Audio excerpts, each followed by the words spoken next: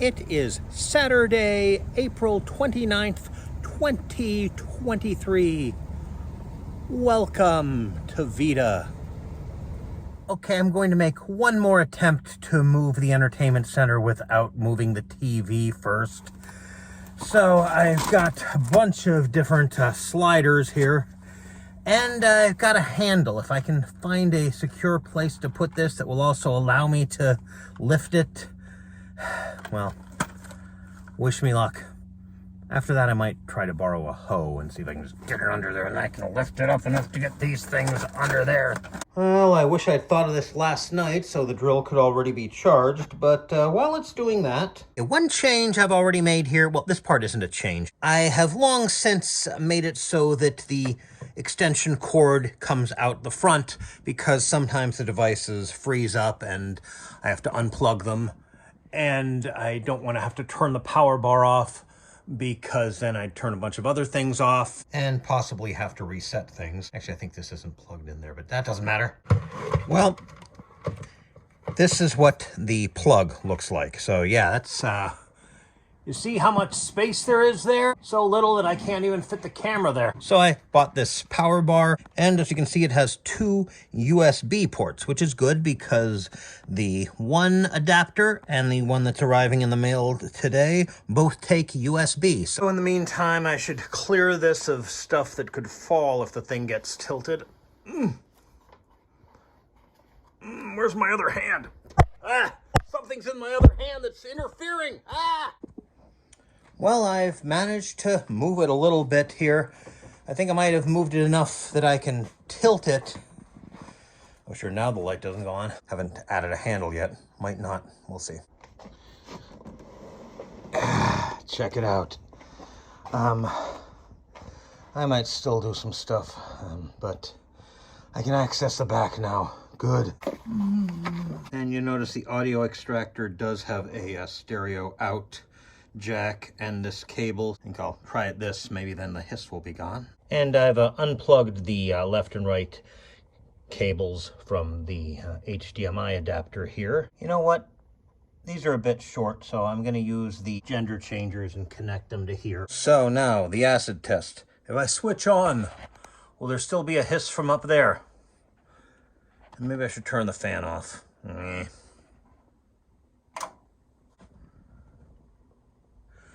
I don't hear anything, so maybe?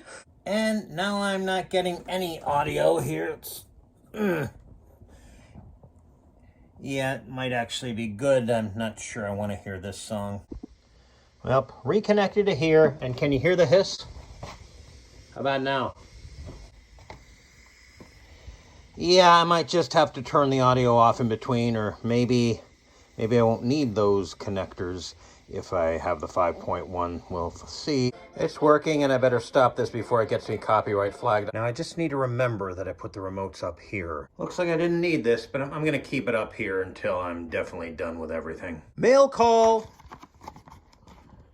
That was supposed to look much more dramatic. So let's take a quick look at this and try to keep it all in frame here. As you can see, this is the inside, and I can put the optical in. And here, the optical out, and of course this is where the USB power cord plugs into. Such good framing. Of course, we need to see if this is actually compatible with this. Maybe. All right, let's see here. Try to keep this, is that in there? I think it might be. I might need a different cord. Well, we know it fits in here. That's the in switch, SPDIF. And then here, there we go. It's the one that's coded the right color. Huh? All right, so now you don't need to watch me put this in. Still, I guess it's working because, yeah, it's interesting. This fell out of the device that it's designed for. So, well, power's getting to it anyway. This is all through the, whatever this is, PCM or whatever, via the optical. So, Yeah, there's still some problems. There's definite leakage into the various speakers. At least and the center is really loud compared to the other ones, so I'm gonna have to adjust a few settings and possibly get an optical cable that's SPDIF on the one and whatever type of optical this is on the other. I might even have one. I gotta check. I have a lot of cables. Heck, I might even have an adapter now that I think of it. Also, you'll notice this is switched on, this is switched off, and this isn't hissing, so at least one problem solved. Oh, and before I go optical cable hunting, I'm just making sure that the left and right work with just the coax and not the RCA, and nothing's coming out of the center speaker, so that's working right at least. Well, I thought these were what I wanted, but I thought these were adapters. They're just protective caps.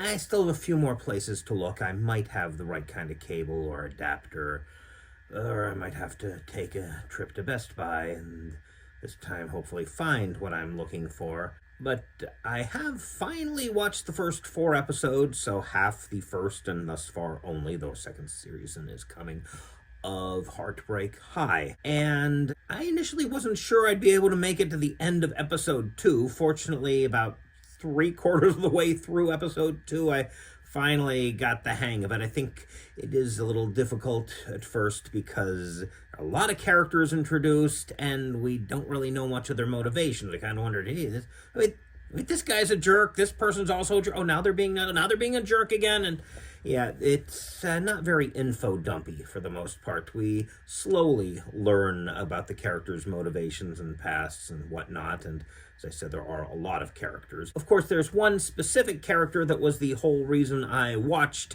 a teen drama from Australia to begin with, and that is, of course, Quinny, played by Chloe Hayden. Well, first of all, I love that character. She is funny, she is quirky, she is sweet, she not unlike Chloe Hayden's internet persona, and I can relate to a lot. In fact, in the second episode, she says flat out that she is autistic, and she also uses the name Sia as an insult.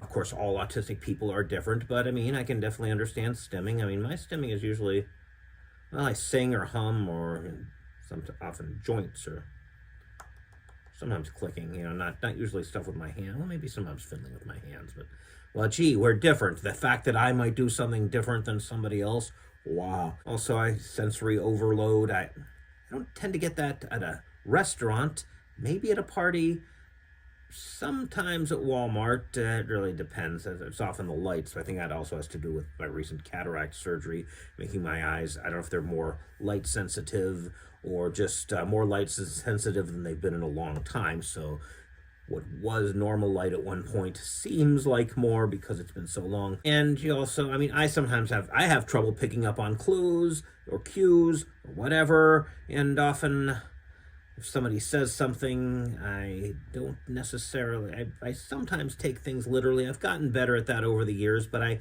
do still wonder, why would somebody say something hurtful that they don't mean, when there are so many hurtful things they can say that they actually do mean, things that are actually true? Why don't they try to hurt me with that? So I think excellent representation for autistic people. We need more autistic characters, I think. Although, speaking of representation, I haven't seen a single fat student at this school. I mean, I've barely seen any fat people in the show, period. But, I mean, not even the background. Maybe, I don't know, I've got 4 more episodes, and I wasn't really thinking about looking until, I don't know, partway through episode 3. So, I'll keep an eye out more for fat people. As, I mean, there are a lot of types of people, not just neurotypes, but also body types. Look, these cherry blossoms, I don't know. I don't really know trees that well here, but artsy.